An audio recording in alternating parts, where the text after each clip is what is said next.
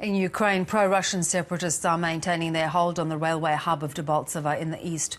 Ukrainian troops withdrew from the town yesterday after weeks of fierce fighting. Now, the fall of Debaltseve is one of the worst defeats of the conflict, unable to stop an advance by rebels fighting for territory.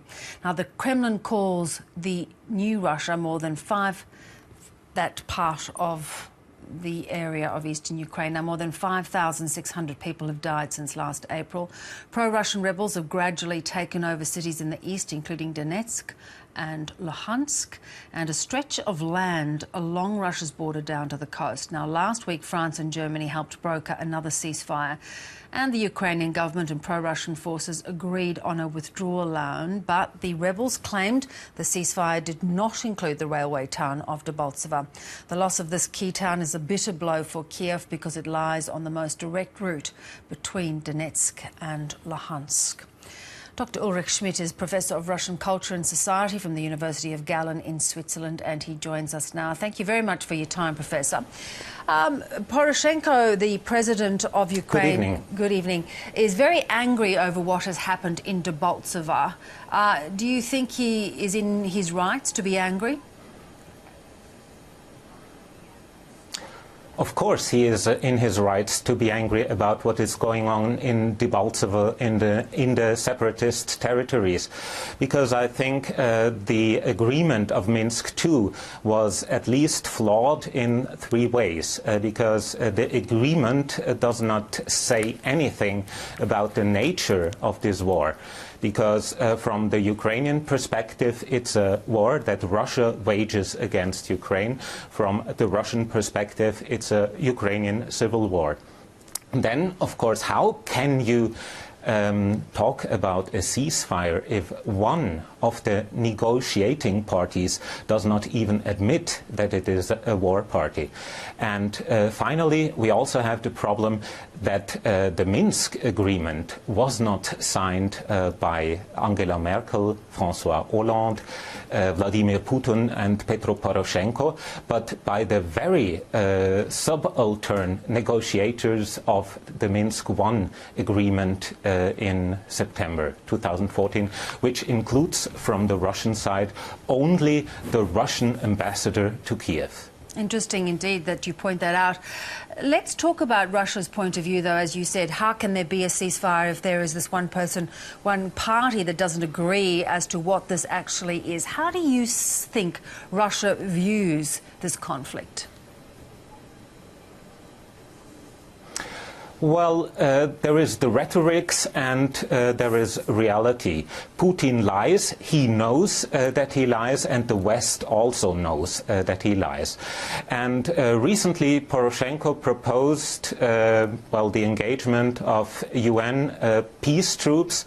And earlier today, the Speaker of the Russian Duma, Sergei Narishkin, already said, no, we will be against the engagement of UN peace troops in the eastern part of Ukraine, because this is not provided by the Minsk II agreement.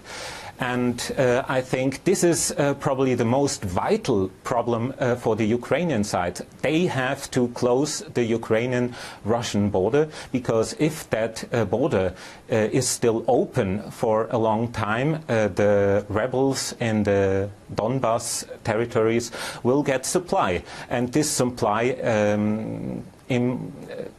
is composed of weapons, money, food, products, everything.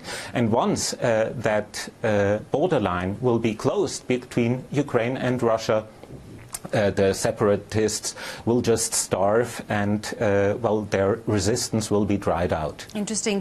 What did you think about the request by Petro Poroshenko for UN peacekeepers? Would that be an option, or would that really inflame tensions with Russia?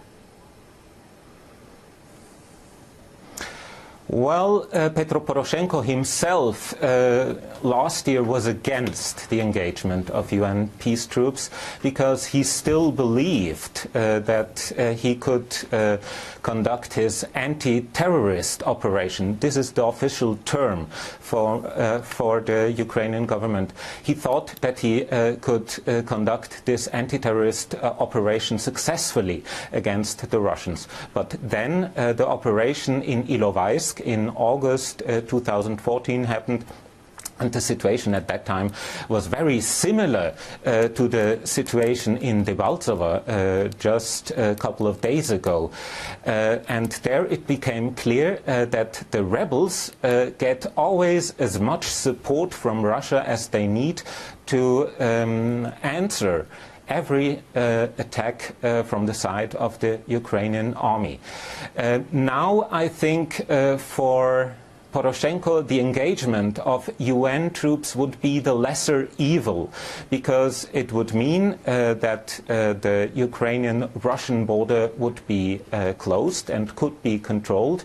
On the other hand, it would mean for Poroshenko that the conflict will be frozen. And this is, of course, not in his interest because he is a staunch advocate of the territorial integrity of Ukraine, and he is under immense pressure, domestic pressure, to come up with a military solution.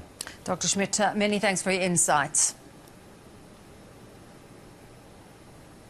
Thank you.